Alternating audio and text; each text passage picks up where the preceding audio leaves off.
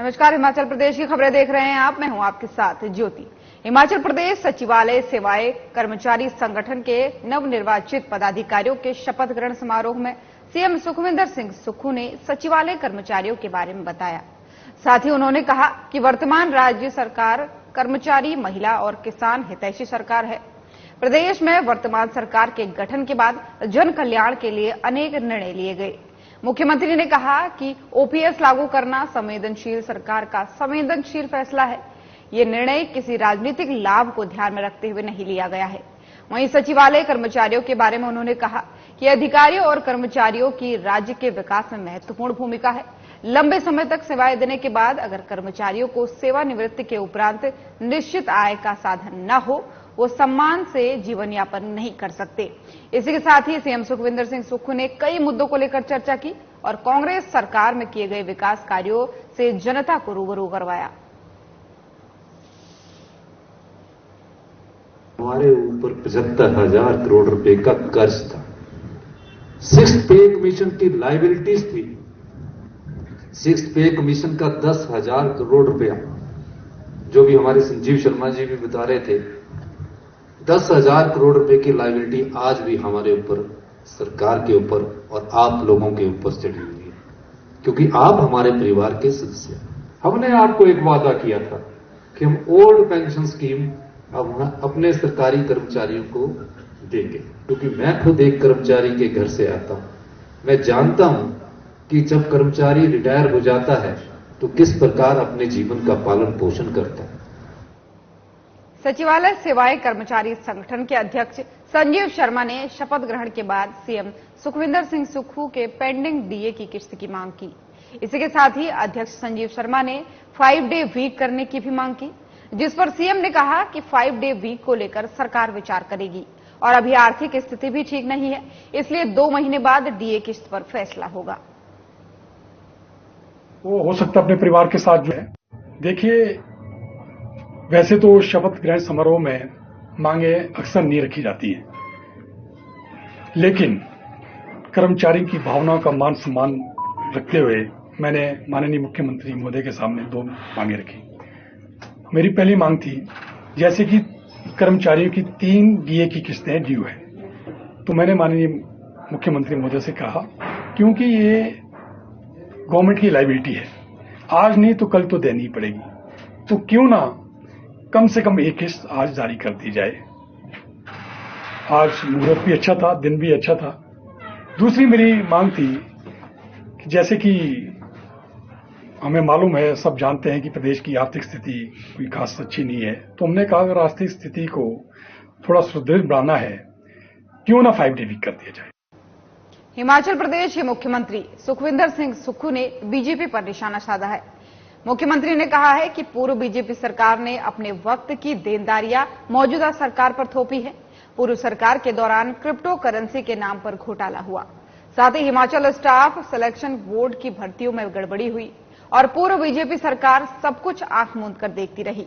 उन्होंने कहा कि 10 महीने में ही कांग्रेस सरकार ने होटल वाइल्ड फ्लावर हॉल का केस जीता और 817 पोस्ट कोड का केस भी जीता है।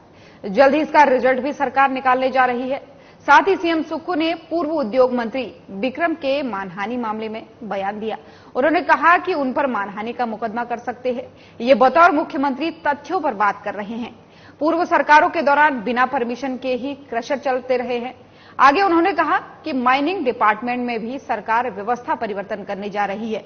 सरकार चाहती है कि इससे हर साल प्रदेश के राजस्व में 400 करोड़ से 500 करोड़ रुपए की कमाई हो।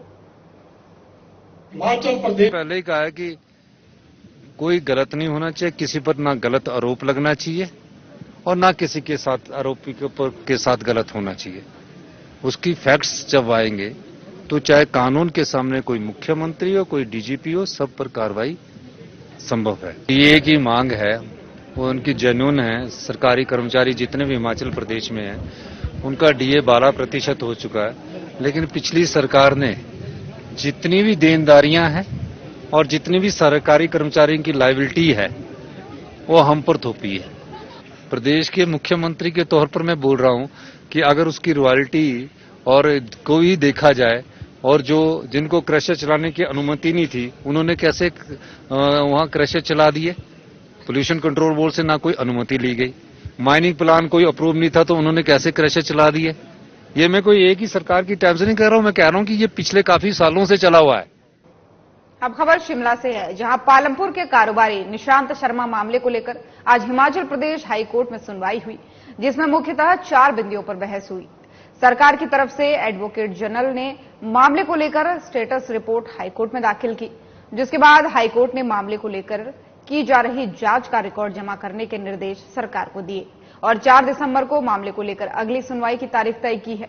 वहीं मामले को लेकर जानकारी देते हुए एडवोकेट अनूप रत्न ने बताया कि कोर्ट के निर्देश पर कारोबारी की शिकायत पर कांगड़ा में एफआईआर दर्ज कर दी गई है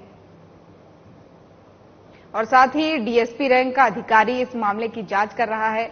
लेकिन अब सरकार ने एएसपी रैंक के अधिकारी के मामले में जांच करवाने का कोर्ट में आश्वासन दिया है।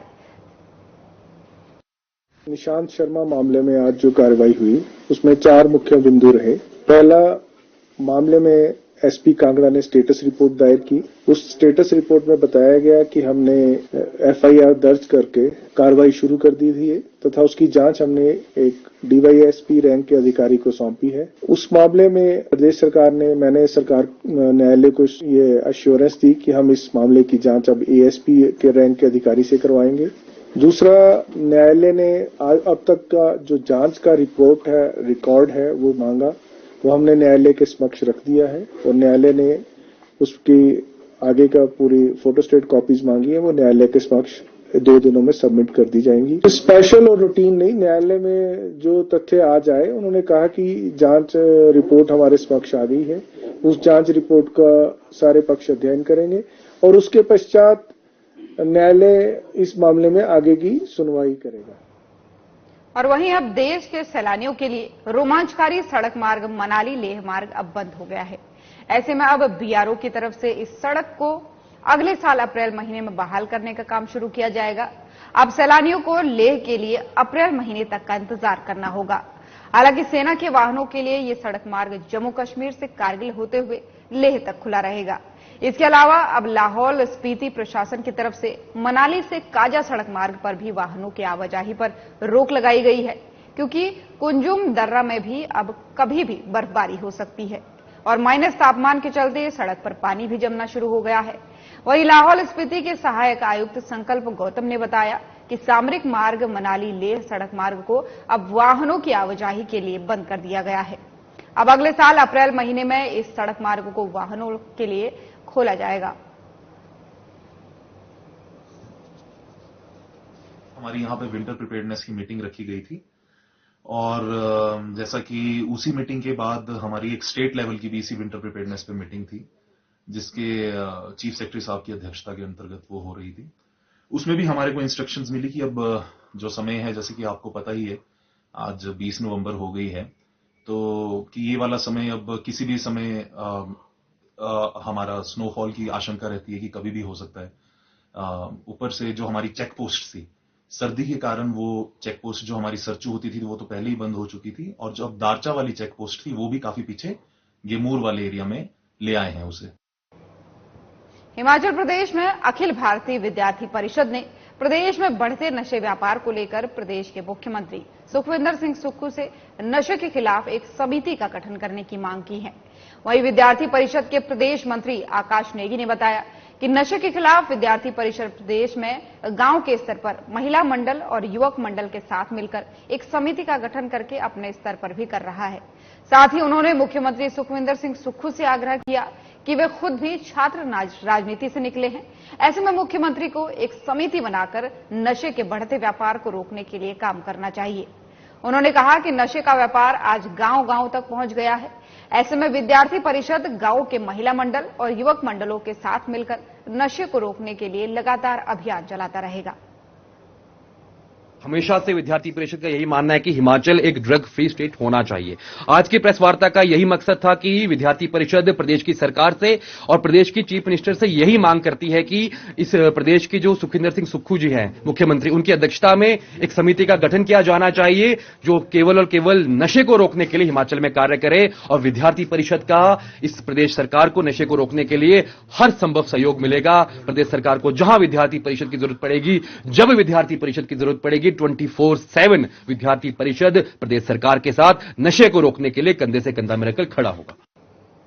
धर्मशाला में सड़क सुरक्षा पखवाड़ा मुहिम के तहत धर्मशाला के डिग्री कॉलेज के छात्रों, शिक्षकों और रोड सेफ्टी क्लब के सदस्यों की तरफ से रैली निकाली गई, जिसकी शुरुआत धर्मशाला डिग्री कॉलेज से डीसी ऑफिस पुलिस स्टेशन धर्मशाला होते हुए जोनल हॉस्पिटल धर्मशाला पहुंची। ये रैली धर्मशाला डिग्री कॉलेज में समाप्त की गई। वहीं रोड सेफ्टी क्लब के कोऑर्डिनेटर रंजीत सिंह ठाकुर ने बताया कि प्रदेश में बढ़ रही दुर्घटनाओं के प्रति लोगों को जागरूक करने और प्रदेश द्वारा सड़क सुरक्षा पखवाड़ा मुहिम के तहत ये रैली निकाली गई।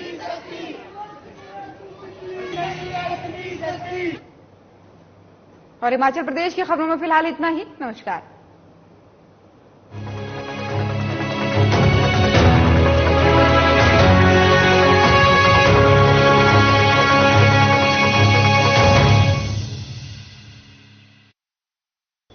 क्या आप दुबले